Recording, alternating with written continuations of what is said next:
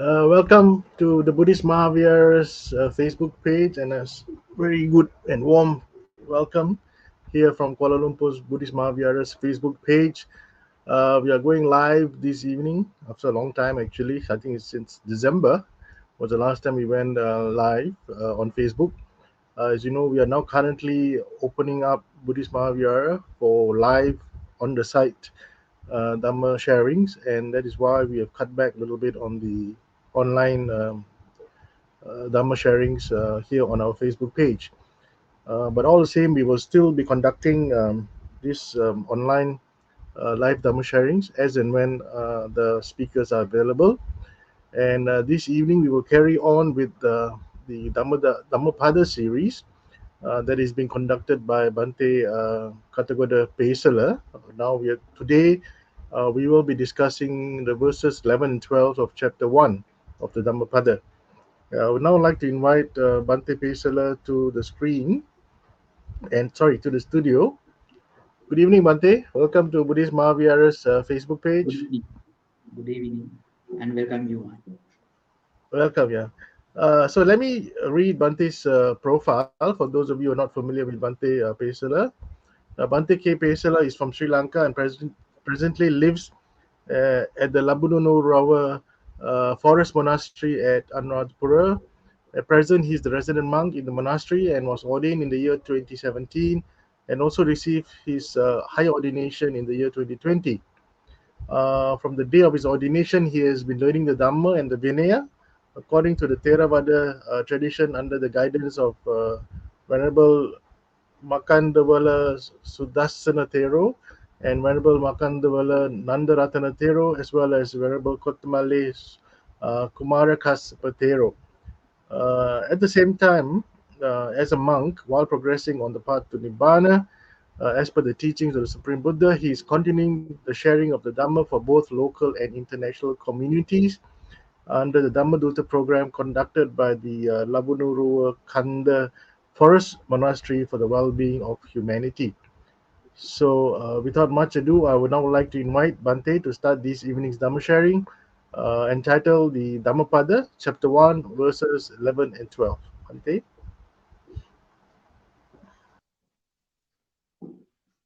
Okay, Teruvan Sarnai, especially I would like to thank Mr. Tilak Leslie to introduce me, and he has made a beautiful introduction about myself and my monastery.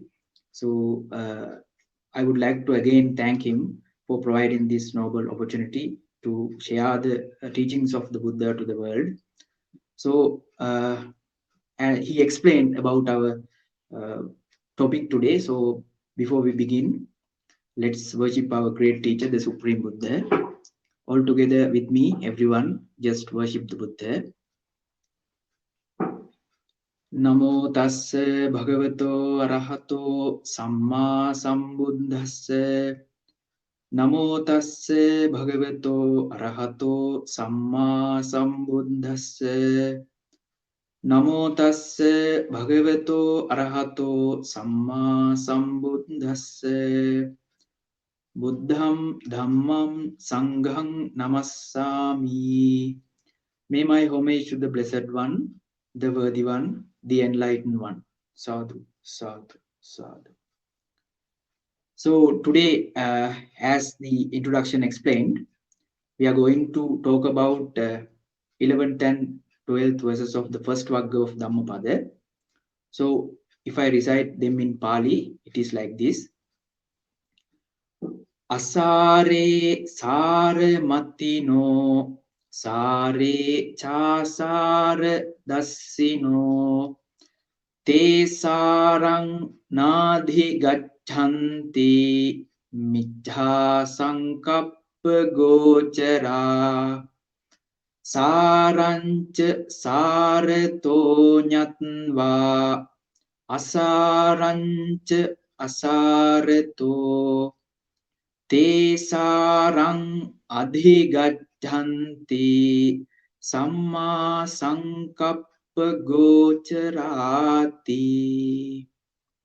So those two verses are also very valuable and important two verses of the Dhammapada, because it talks about in our dispensation, in our Buddha's teachings and Buddha's community of Sangha, two chief disciples, namely Sariputta and Moggallana. They were very important to us because, in some Dham factors, it is mentioned that Sariputta Thera and Moggallana Thera considered like, mother who can give the birth. Sariputta Thera similar to that. And mother who can feed, even our Prince Siddhartha, once he born to this world, after few days back, his mother died, and in that event, the other female mothers feed him back. So similarly, in this dispensation, Moggallana Thero, known as the father or the feeding feeder of the disciples. So that much of important these two characters in this Buddha's dispensation. So before I'm going to a story, I would like to give you a brief explanation of the two verses. It say, Asare Sara Matino. Asara mean here, most of the people who I live in the society or in the world or in other worlds also, most of the beings not wise enough. So unwise people, they always consider unessentials as essentials, and also when they meet the essential things, they consider them as unessentials. Because of that, they will never arrive to the satisfaction or the essential. And also they are having Michcha Sankappa. Michcha Sankappa mean wrong or unwholesome concepts always dwelling in their minds. So I will explain you in the later part of the sermon what are those wrong conceptions. It is the meaning of the first verse, and the second verse it say Sarancha Sarato Nyatva. That means the wise one in this world, very little amount of people or beings, they consider Sarancha Sarato. That means the essential. They consider them as essential. When they meet essential things, they see the essentiality. They see the importance of them, and they consider essential things as essential. And also when they found some kind of non-essential things or the unessentials, they consider them as non-essentials. By realizing that, because of that realization of their mind, they will arrive to the essence of their lives. And also they are having Samma Sankappa Gochara. They are having wholesome thoughts in their mind. So that is this briefly simple meaning of those two verses. So I explained that the story on behalf of Buddha uttered on behalf of the chief disciples. So before those two chief disciples, Sariputta and Moggallana, before they entered into the Buddha's community of Sangha, they were known as Upatissa and Kolita. Upatissa for the lay name for the Sariputta Thera, and Kolita the lay name for the Moggallana Thera. So initially they were good friends and they were having a very luxurious life because both of them were born in the same day to a wealthy two families. So their parents were very rich and they had all the comforts in their lives. So they were having lots of funds in their lives. So at time, in one occasion, there was a huge festival. In today's terms, it is like a carnival or some kind of like that.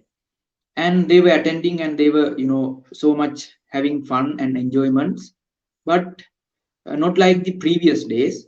Those two friends were that occasion not much happy about this about the scenario, about the background, about the experiences that they are getting. So after quite some time, the other friend noticed, they have noticed that they are, both of them are not getting much satisfied. Then they, one asked the other, what is the reason that I could see that you are not enjoying this festival like the other days? So then the other also said that, okay, I am not, happy with these, things. I need to have a everlasting satisfaction into my lives.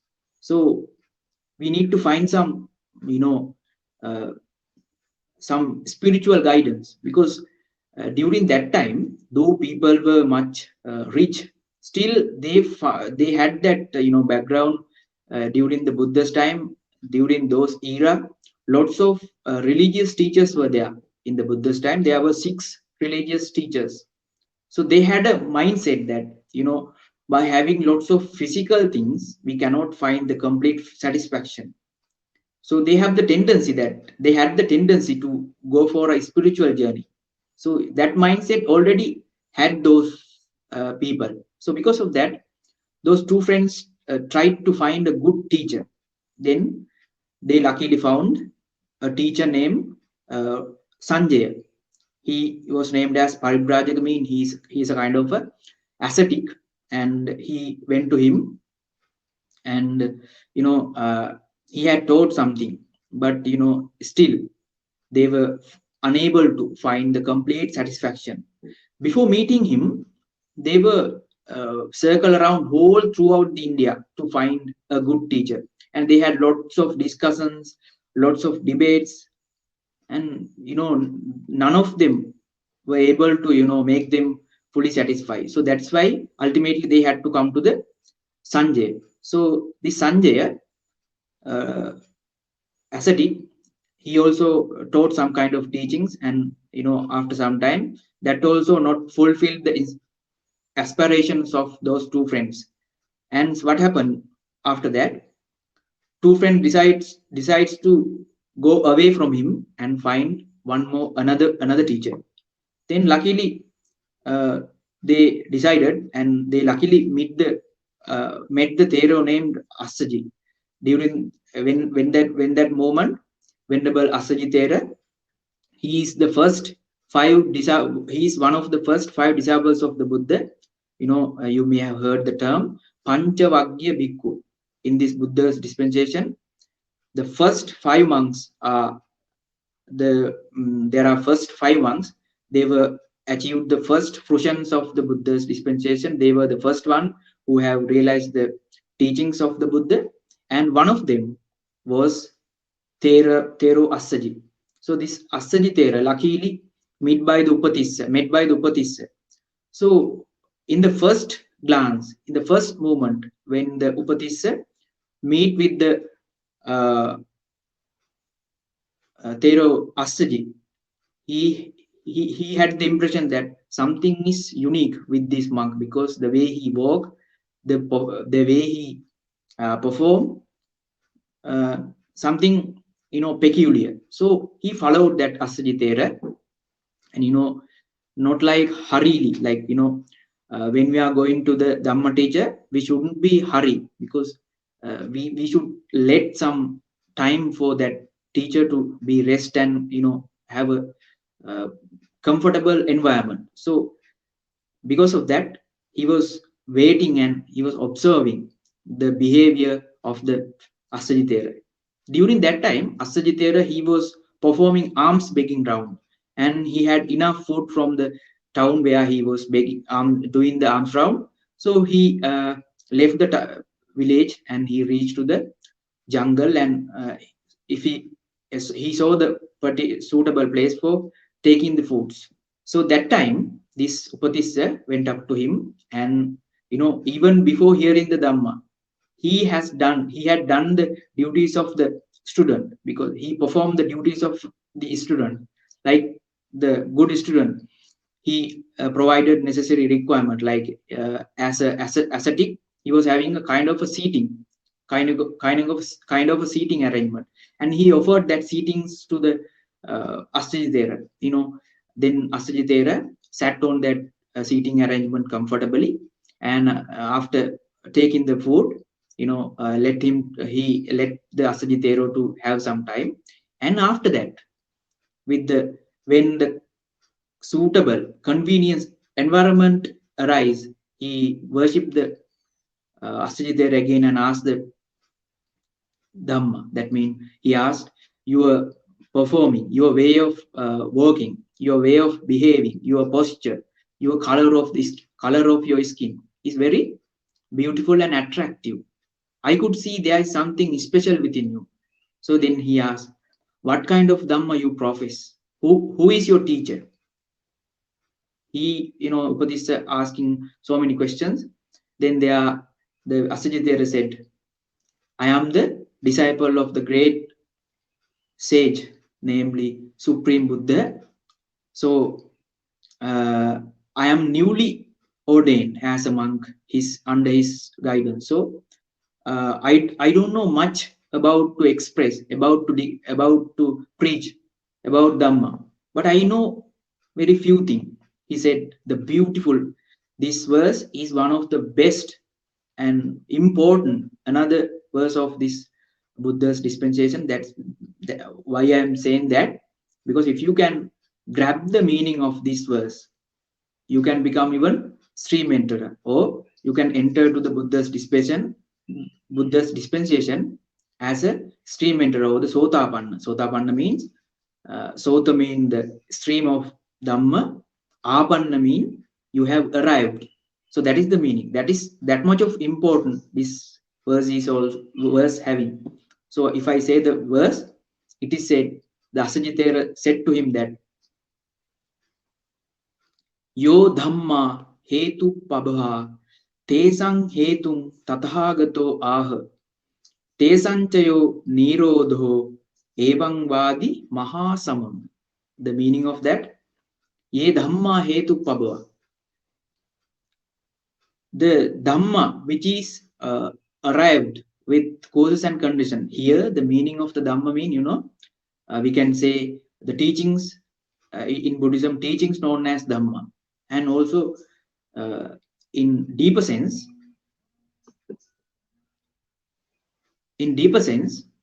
uh, it can be described everything, every physical things, every spiritual or mental thing which is arrived due to the conditions and causes, we can name them as Dhamma. So all what is arised due to causes and conditions is the having nature of Ye Dhamma Hetu Pabhava Tesang Hetun Tathagatoah. Those are arise due to some causes and conditions. Tesanchayo Nirodho Evangvadi Mahasamano. Also, those which are arrives with the causes, they have the nature of disappearing. And so, by hearing this verse itself, this Upadisha became an Sotapanna, stream enterer. So he was enlightened with the Dhamma and he was very happy. And suddenly he went back to his friend and informed the matter, and he informed that he has achieved the enlightenment. So he preached the same verse to the friend Kolita, and by hearing the full verse of the Dhammapada, that verse, the Kolita also attained the enlightenment, or the Sotapanna fruition. So after realization of the first stages of the Dhamma, they decided to meet the Buddha. So during the time, they, before meeting the Buddha, they came back again to the previous teacher, Sanjay, and informed him that, okay, we have found the complete satisfaction of our lives. So we would like to invite you to come with us to meet the Buddha. But see, ascetic Sanjay, he was very proud, and he was therefore a long time as a teacher. So he was rejected. He was hindered.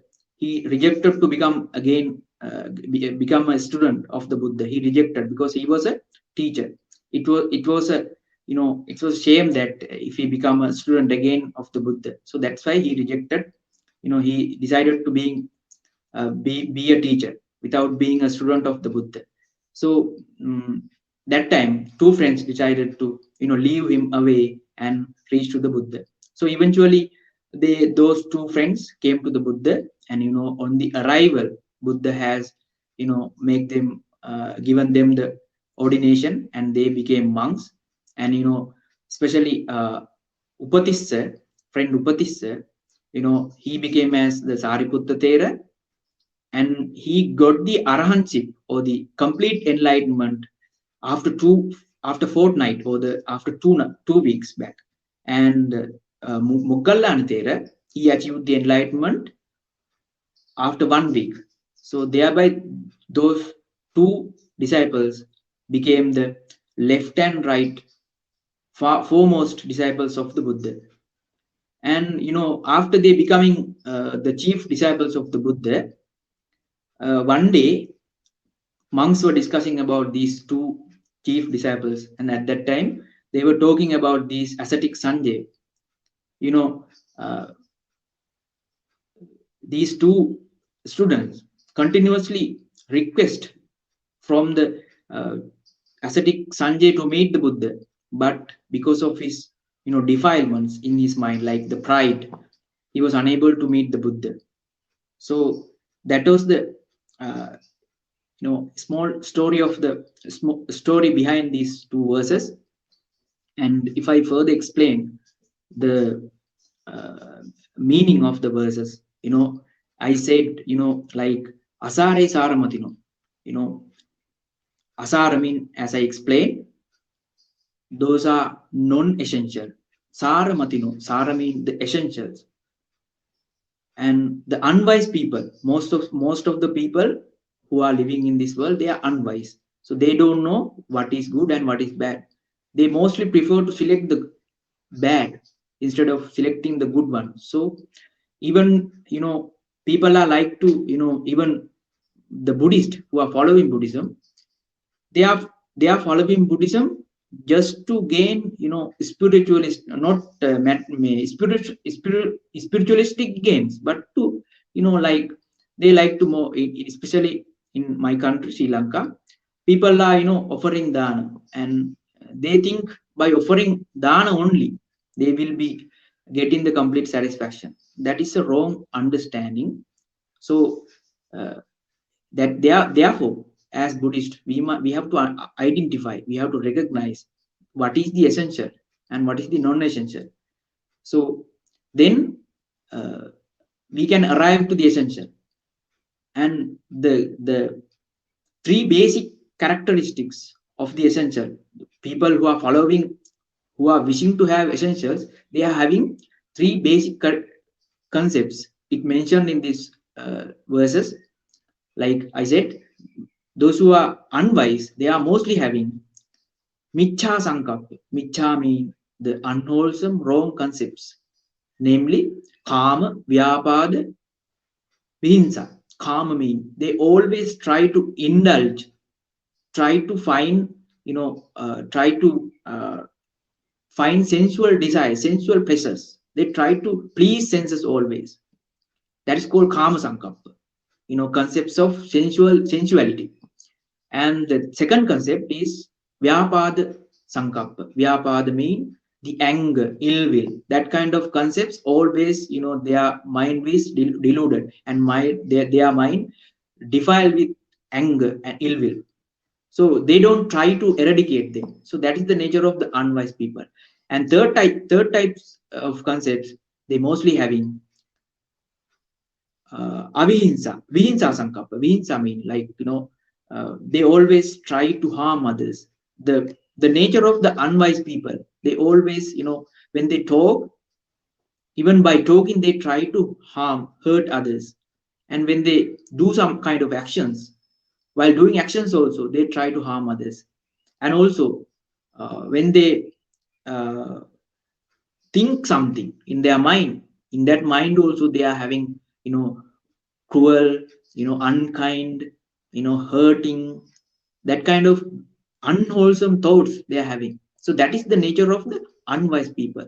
That's why he said, Michha Sankappa Gochara. They are behaving. They are Gochara mean they are behaving always that kind of wrong scenarios. But the wise one, they carefully consider the essentials as essentials, and they try to practice them. And those they carefully, when they meet with non-essential things, they carefully consider them as non-essential, and they try to remove them, try to get away from them, like said as I said, like the nature of the wise one, because they have understood, they have realized the essentials and the quality of the essentials, and they have realized the bad repercussions of the non-essential. Thereby they try to develop samma sankappa. Samma sankappa mean they are having nekkamma sankappa. Nekkamma mean, it's a nekkamma mean deliverance, liberation, emancipation from both the materialistic things and defilements, which thoughts in which are in the mind, like spiritual things. you know uh, uh, that's why the first step of practicing Buddhism is, most people, even the Buddha, before become Buddhahood, as Bodhisattva, he practiced, the first step is dana. So dana is belongs to the nekkamma sankappa. So wise one possessing nekkamma mean they try to physically they try to, they are not always trying to indulge in the sensualities, like sensual pleasure. They are not seek behind sensual pleasure, because they know all the sensual pleasures, they are having the nature of appearing and disappearance. So they are not much uh, attached to those sensual pleasures. So that's why they should have the nekkamma sankappa. That's why they are practicing dana, because uh, giving material things from away from us, it's a kind of concept from nekam. That means it's a kind of deliverance, kinds of donating something. If we can if we can donate something physically only, we'll have a chance to get rid of our defilements, because without getting away the materialistic thing from us, from away from us, we cannot uh, have the detachment from the defilements. So that's why, as the first step, as Buddhists, we practice the dana. In the second concept, avyapada sankap. That means we must practice, we must have the concepts of uh,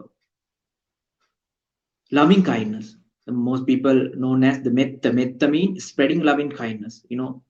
Uh, we should have to practice this method. That means, when we are living, instead of hurting others, instead of having ill will thoughts, anger thoughts, we try to reduce them, and instead uh, we must practice the method loving kindness.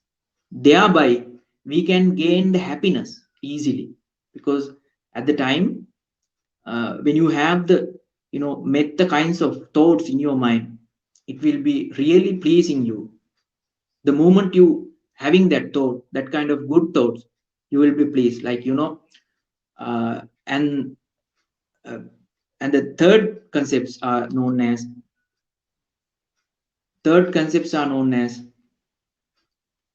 Avihinsa mean karuna, the compassion concept.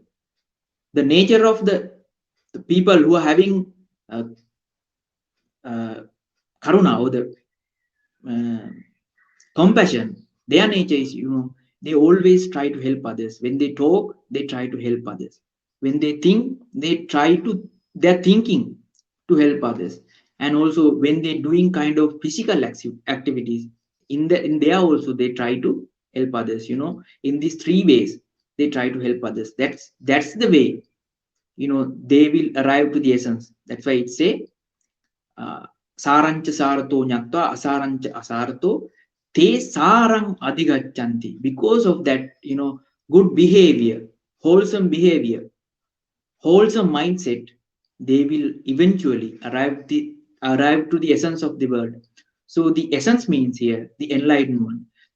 You know, as Buddhist, by hearing this kind of Dhamma, we have to understand, you know, the essence of the liberation or the nibbana. That is the ultimate, you know, the most prominent essence.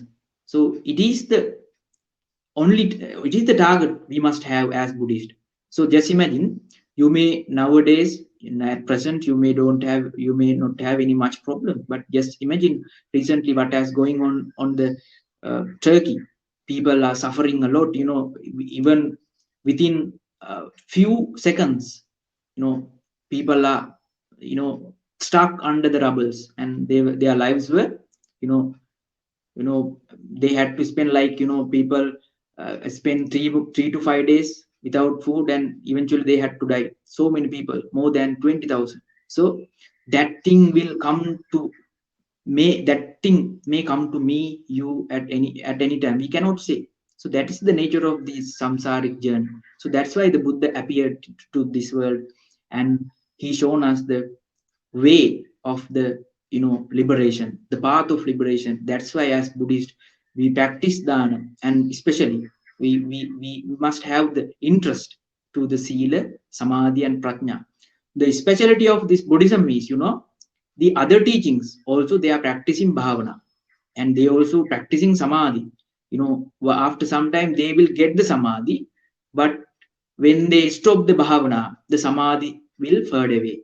But in Buddhism it's not like that.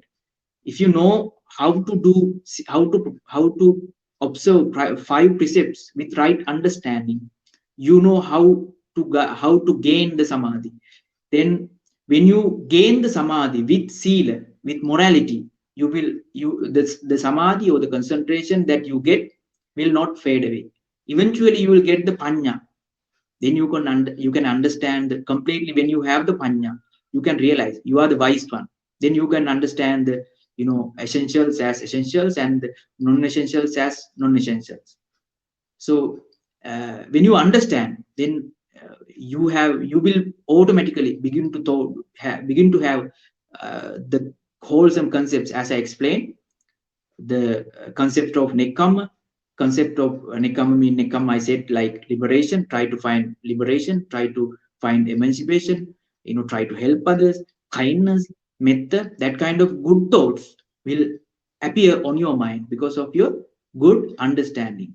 Because you have understand the essentials and the non-essentials, you always try to go behind the essentials, you know, because of that your willness to coming to have the goodness into your life. That is your good inspiration. So at least if you have that kind of mindset, you know, in the beginning, you know, at the end eventually you will arrive to the essence, you know, by practicing morality and samadhi and prajna with the according to the Buddhist teaching. So that is the you know, that is the ultimate goal of Buddhism, and it can be done because this Dhamma is named as you know, sandittika. Sandittika, I mean, it can be experienced right now at this moment. So that is the nature of this Dhamma. So I am inviting you all to practice this Dhamma and gain that essence into your lives. And with that, the time is also passing. I would like to put an end to this Dhamma session. And if you have any question, I can answer right now.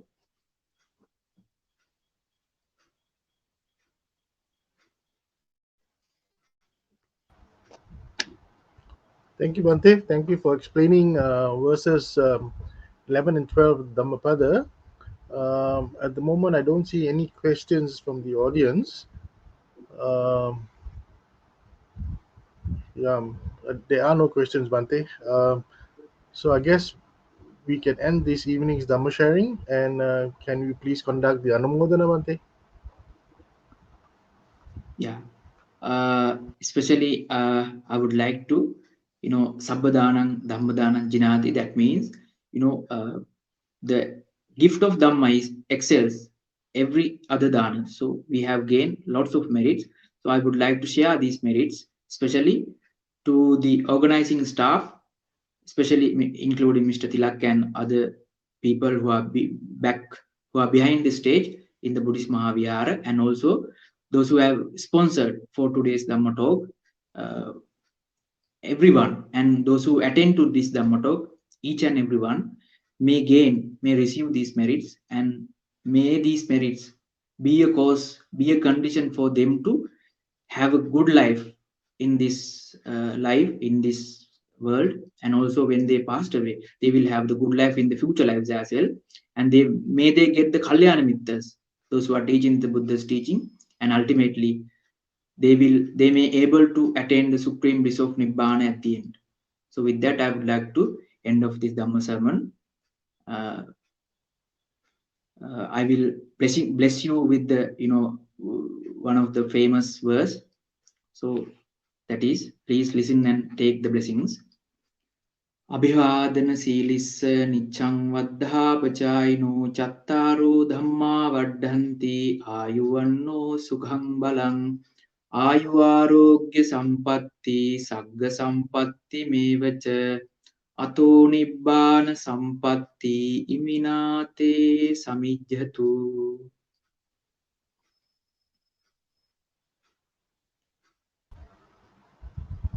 Thank you, Bhante. Thank you for conducting this evening's Dhamma sharing. Um, yeah, still looking for questions. There are no questions. Um, so yes, we have come to the end of this evening's Dhamma sharing here at the Buddhist Mahavihara's Facebook page, as well as the Theravada Buddhist Council of Malaysia's Facebook page. We look forward to seeing Bhante again next month. Bhante will do one session every month, and we look forward to the next few verses of the Dhammapada in chapter 1.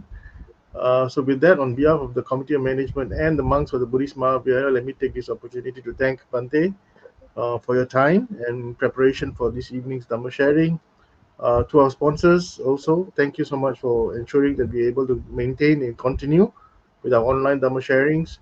And also to all our viewers who are listening and had viewed and understood what Bhante had mentioned, we take this opportunity to thank you and hope to see you again very shortly. With that, Sukhi Hotu and good night and a pleasant evening. Sadhu.